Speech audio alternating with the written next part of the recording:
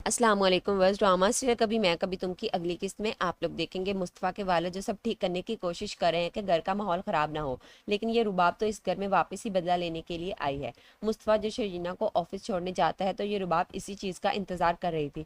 जब वो घर से चले जाते हैं रुबाब अपनी सास की अलमारी से वही पैसे निकाल कर ले आती है और मुस्तफ़ा के कमरे में रख देती है। और फिर जब दोनों वापस आते हैं तो शाम में मुस्तफ़ा की वालदा से पैसे मांगेगी तो वो अलमारी से लेने जाती हैं तो पैसे मिलते ही नहीं है।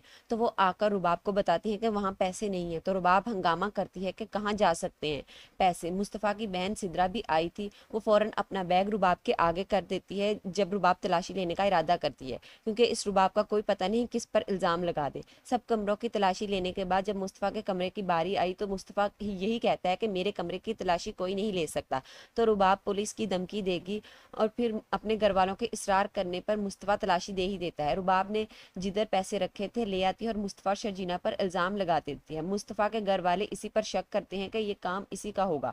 मुस्तफ़ा के वालिद तो इसे थप्पड़ ही मार देते हैं। ये सब शर्जीना देख रही थी, उसे मुस्तफ़ा पर यकीन है क्योंकि वो इसे इसके घर वालों से ज़्यादा अच्छी तरह समझती है। अपने घर वालों का खुद के साथ ऐसा रवैया देखकर मुस्तफ़ा भी अब घर छोड़ने का फैसला करता है, या फिर शायद मुस्तफ़ा के वालिद इसे घर से जाने का कहें और इस पर यकीन ना करें और साथ शर्जीना भी चली जाए। मुस्तफ़ा इस गुस्से में यही कहता है कि अगर सारी रात सड़कों पर फिरूंगा तो तुम भी जलील होगी। तो शर्जीना हाँ कहती है कि मैं तुम्हारे साथ ही रहूंगी। रुबाब जो करने आई थी इसने कर लिया, इसलिए अब वो इस घर से चली जाएगी।